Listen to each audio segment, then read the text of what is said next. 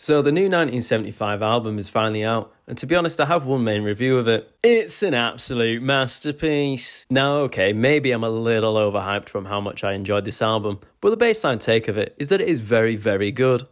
The four-piece from Cheshire has released 4 previous studio albums, which in my opinion have all been bangers. And yes, even the last one. As a result, it's only right that Being Funny in a Foreign Language followed suit, and to be honest with you, I think it might actually be their best album yet. Now, let's take a look at the track list. This is definitely one of my favourite 1975 introductions to an album. The dicing notes from the piano grip you into the theatrical journey that the album takes you on, and it's immediately met by the classic indie pop styled saxophone blasting tunes that we're so acquainted with on the follow-up track Happiness. And then following this, an even faster paced track, Looking for Somebody to Love, which was one of my favourites off of the album. Skipping ahead of a few of the singles which were released already from the album, the song Wintering really caught me off guard. I mean, is this thing a Christmas song? I think it is. I mean, who knows? I don't know. I mean, whatever it is, it's great. But again, what on earth is going on? It felt like the antithesis to the song I Won't Be Home for Christmas by Blink-182, which to be honest, only made me like the track more in a very weird way. Another song that stood out to me was Human 2. It really reminded me of a song called Limit to Your Love by James Blake back in 2010. It's a song that really hangs on a delicate vocal, and it's more supplemented by a carefully treading instrumental. And finally we come to the 1975 song to end all 1975 songs. About You is clearly going to be a classic. It's like David Bowie's Heroes, James's Sit Down, and Robbers Somehow Had a Baby and produced this absolute beauty. It's billowing, it's dramatic, it's all-encompassing, and it's 100% one of my favourites. And overall, I think When We Are Together was a nice way to end the album on the words, only time I feel I get better is when we are together. It's a true reflection of the earnest angle that the project's aiming to take throughout.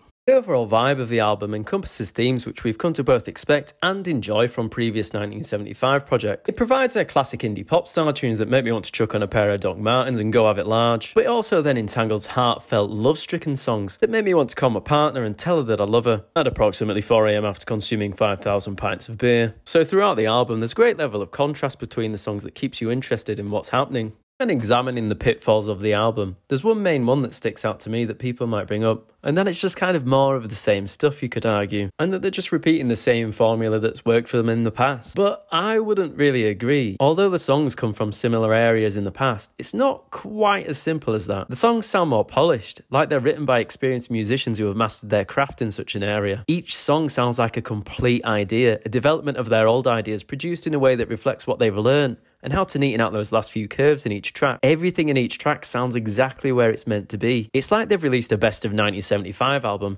yet somehow managed it with entirely new songs. It doesn't make any sense, but it's great. It's a very strange and incredibly impressive thing to have achieved, as it's something I haven't actually felt before when listening to an entirely new album. And although the songs are conducted in similar areas, the actual lyricism of the songs is kind of different. Matt Healy in this interview with Zane Lowe stated how the last album was like seeing Transformers at the IMAX, whereas this album is kind of like seeing a play at a theatre. And you're going to have to stick with me on this one. It starts, it ends, and it happens on a continuous schedule. It's built to listen in one sitting as a snapshot of their best efforts, crafted on the night. But he mainly noted how at face value it's a very earnest album. It's got far simpler lyrics on it, such as Tell Me You Love Me because that's all I need to hear. And it's done in a way where they actually hit harder in contrast to some of Matt Healy's older lyrics. He's not using as much a certain style that he used to, where he uses intertwining, longer, more philosophical or descriptive phrases. I mean, it's very prevalent on part of the band, but a lot of the songs actually don't use his older style of lyricism. So although the songs are performed in a similar vein to their predecessors, it's actually quite a bold way to alter the writing style of several tracks, and it's one that could go easily overlooked. This again was noted by Matty Healy himself on his Chicken Shop date, where he stated he's tried to tone down the over-lyricism a bit on this one. Overall, my feelings towards the album are incredibly positive. It's a really good album. You can easily pick singles out of the album, or you can sit and listen through the whole thing. It's great for when you want to revisit the project, and it works incredibly well. And to be honest, I'm going to have to give it a big old 9 out of 10. What did you think? Did you like the album? Did you not like it? Do you think I missed out any tracks that you really like?